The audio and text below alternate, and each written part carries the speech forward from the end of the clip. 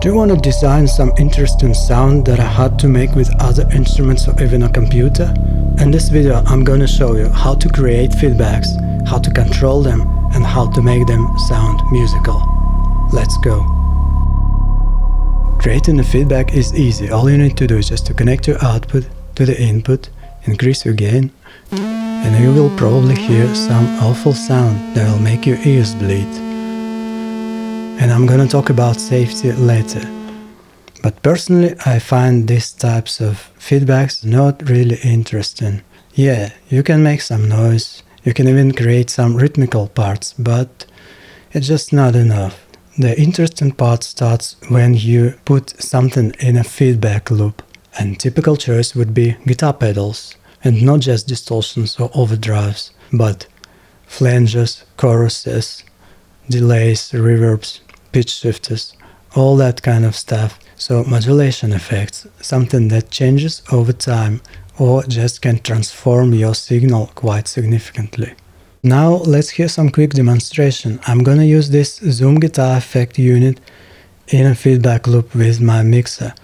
So this unit has mono input but stereo output. So I routed output from the mixer to the input of the unit and stereo output from the unit to these two channels of my mixer, and I pan them left and right, so we will have some stereo effect.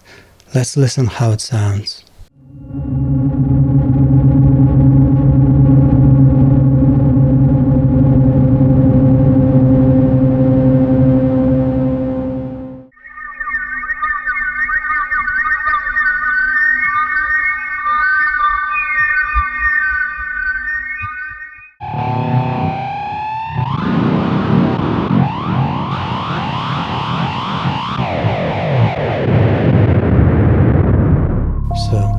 How to control our feedback? First, using your hands. We all have two hands, hopefully, and it means we can control two or more parameters at the same time. For example, you want to keep your hand on level slider or gain and tweak some other parameters with another hand. If I increase high frequencies, I may want to decrease my level, so my high frequency feedback will not happen as quickly, and this can make smooth transition between low frequency feedback and high frequency feedback.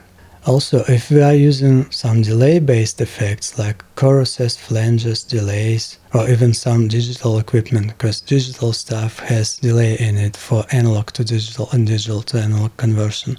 So even the smallest delay in our feedback chain will help us to control our feedbacks better. They won't happen as quickly and we have some time to manipulate them.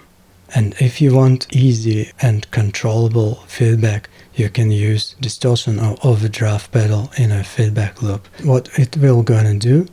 It will distort and limit your signal to certain amplitude, and your feedback won't run away. It will be more controlled, but at the same time it can be more boring, so just experiment, maybe it's the thing you want. Now let's talk about some creative uses of this technique.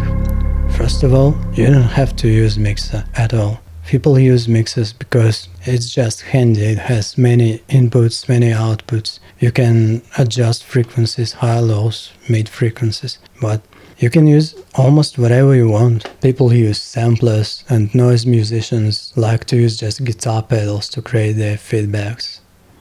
If you have an analog synth with external audio input, this can be a perfect candidate for your experiments. Just try to connect its output to this input and see what's gonna happen. I think you'll create some interesting sounds. And this is not necessary should be just electronic feedback. You can connect your output to some speakers, like small speakers, and use some microphone, so you will transform your feedback to acoustic feedback. This way you will create slightly different sound and you can control your feedback by moving a microphone.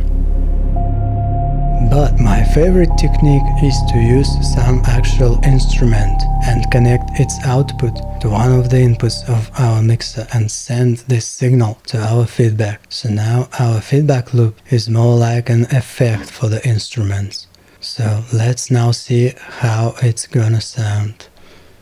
So here we have just a toy keyboard and it's connected to these two channels of the same feedback setup.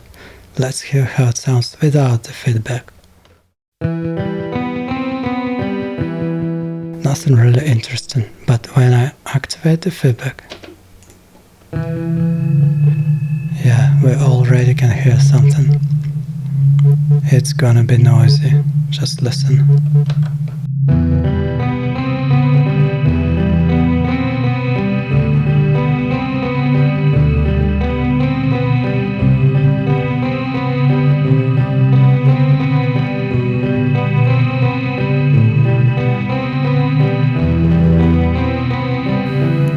If we want more noise,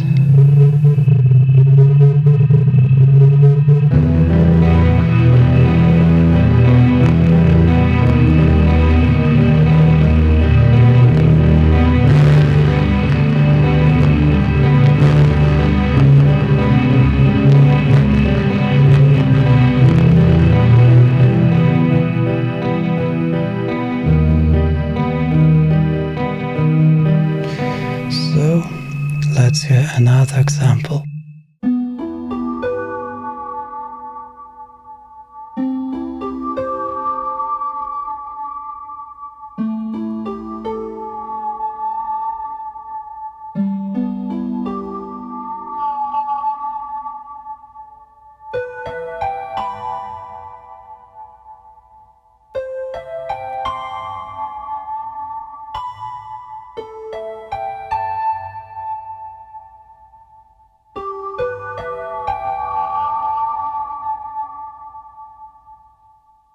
Without the feedback. With feedback.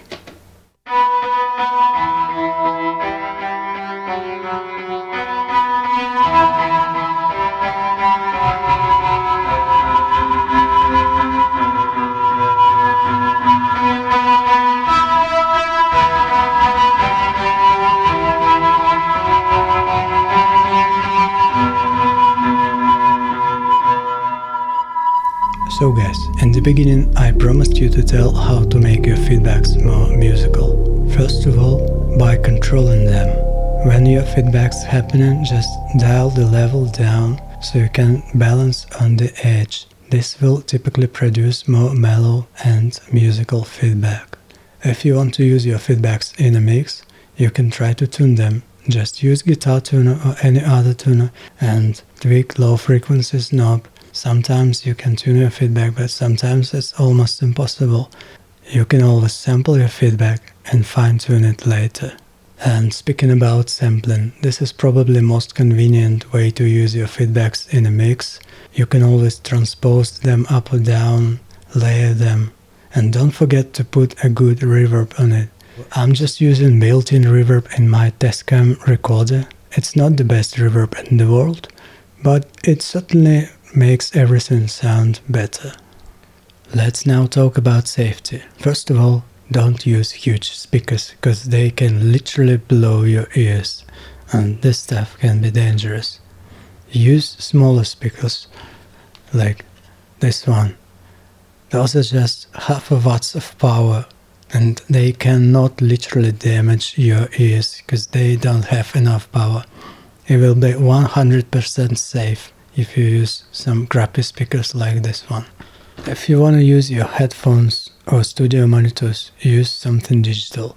For example, here I have my Tascam recorder, and if something goes out of control, it will just clip its inputs, and the level won't go over the clipping point, so it will save your ears. Equipment safety. Don't connect two outputs together. Try to stay away from the red zone on your mixer. Or use just guitar pedals in your setup. They are built so they can handle slight overdrive. And speaking of overdrive, if you have distortion or overdrive pedal in your feedback loop, then it will compress your signal and make it constant level, so you can make sure that you're in a green zone across all of your devices, and this will be 100% safe. So this is probably all you need to know. Now it's your time to experiment. And I'm just gonna create some feedbacks sample them, and hopefully make some ambient music that you should already hear now. Thank you for watching. Subscribe to my channel, it really means a lot to me, and enjoy the music.